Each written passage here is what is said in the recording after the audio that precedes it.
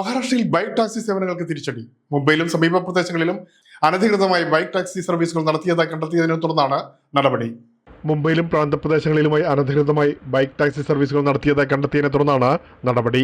Bike taxi കമ്പനികളുടെ താൽക്കാലിക ലൈസൻസുകൾ സർക്കാർ റദ്ദാക്കിയതായി ഗതാഗത മന്ത്രി प्रताप सरनाईक व्यक्तवाकी.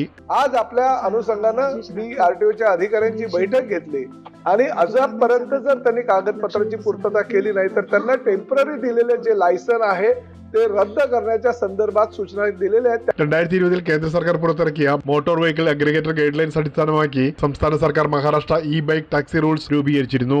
1,00,000-ൽ കൂടുതൽ ജനസംഖ്യയുള്ള നഗരങ്ങളിൽ ബൈക്ക് ടാക്സി സേവനം അനുവദിച്ചെങ്കിലും എല്ലാ വാഹനങ്ങളും 100% ഇലക്ട്രിക് ആയിരിക്കണമെന്നാണ് പ്രധാന നിബന്ധന.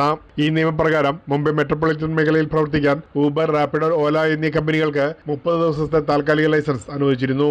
എന്നാൽ ആവശ്യമായ നിബന്ധനകൾ പാലിക്കാത്ത ചില കമ്പനികൾ സേവനം ആരംഭിച്ചതായി ഗതാഗത വകുപ്പ് കണ്ടെത്തി. ബൈക്ക് ടാക്സികളുമായി ബന്ധപ്പെട്ട അപകടങ്ങളും സ്ത്രീ യാത്രക്കാരുടെ സുരക്ഷയുമായി ബന്ധപ്പെട്ട പരാതികളും ഉയർന്നതോടെയാണ് നടപടി ശക്തമാക്കിയത്. നിയമലംഘനം നടത്തിയ കമ്പനികൾക്ക് നോട്ടീസ് നൽകിയതോടൊപ്പം ചില ഓപ്പറേറ്റർമാർക്കെതിരെ പോലീസ് കേസുകളും രജിസ്റ്റർ ചെയ്തതായി ഗതാഗത വകുപ്പ് അറിയിച്ചു.